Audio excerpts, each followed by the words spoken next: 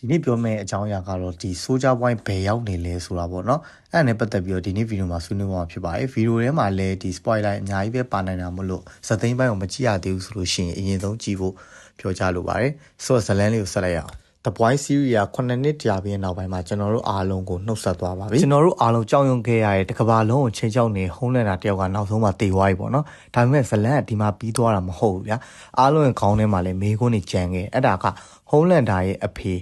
တခစ်တခါကလုံးဝအစွမ်းထပ်ပါရေးဆိုတဲ့Soldier Boyဘယ်ရောက်နေလဲဆိုတာပါပထမဆုံးကတော့သူ့သားဖြစ်တဲ့ဟုံးလန်တာပေါ့နော်ဟုံးလန်တာတေသွားတာတကဘာလုံးအတွက်အသက်ရှူချောင်းတာအမှန်ပဲဗျာဒါပေမဲ့သူ့တေဆုံးကကဘာကြီးကိုငင်းငင်းသွားသေးလားဆိုတော့မတေကြဘူးဘာဖြစ်လို့လဲဆိုတော့သူခြံထားခဲ့တဲ့ဩတာတက်ရောက်မှုတွေသူဖန်တီးထားတဲ့စူပါအကျန်းကြီးရာလည်းရှိနေသေးရဲ့ဗျာတစ်ဖက်မှာဆိုတော့ဒီဖြစ်စဉ်တစ်ခုလုံးကိုဘာမှမသိတာကတော့ကျွန်တော်တို့ဒီရေခဲတိုက်ထဲမှာပိတ်မိနေတဲ့Soldier BoyကွာSoldier Boy ကအခုဗမာလဲဆက်ဖြစ်မှာလဲဆိုတာနဲ့ပတ်သက်ပြီးတော့ဒီ theory 3ခုရှိရပါတော့အဲ့ theory 3ခုကျွန်တော်ဒီနေ့ပြောပြပေးမှာဖြစ်ပါတယ်ပထမဆုံး theory ကတော့ဟုံးလန်တာဖန်တီးခဲ့တဲ့ super အစွန်းရောက်တရားရှိနေသေးတယ်ဆိုတော့ဒီ Ford ရဲ့ company ရဲ့ share လည်းထိုးကြနိုင်သေးတယ်ကွာအမှအဓိကပြဿနာအစိုးရကဒီသူ့ရဲ့ကမ္ဘာအစွမ်းတစုံ super hero တယောက်မရှိတော့တဲ့အချိန်မှာမျက်စိကျလာမယ့်လူကတယောက်ပဲရှိတယ်အဲ့ဒါကအေးခန့်ခံထားရတဲ့Soldier Boyအဲ့တော့ဖြစ်နိုင်တာကSoldier Boyကဒီ CIA လျှို့ဝှက်မြေရောက် gas can ထဲမှာပြန်ပြီးတော့အိပ်ပျော်နေရလားပေါ့နော်ရုရှားရဲ့ဒီမှာSoldier Boyနှစ်ပေါင်း40လောက်နေခဲ့ရတယ်လို့မျိုးအခုလဲအစိုးရရဲ့အကျဉ်းသားပြန်ပြီးတော့ဖြစ်နိုင်တယ်ပေါ့နောက်တစ်ခု theory ကတော့အစိုးရ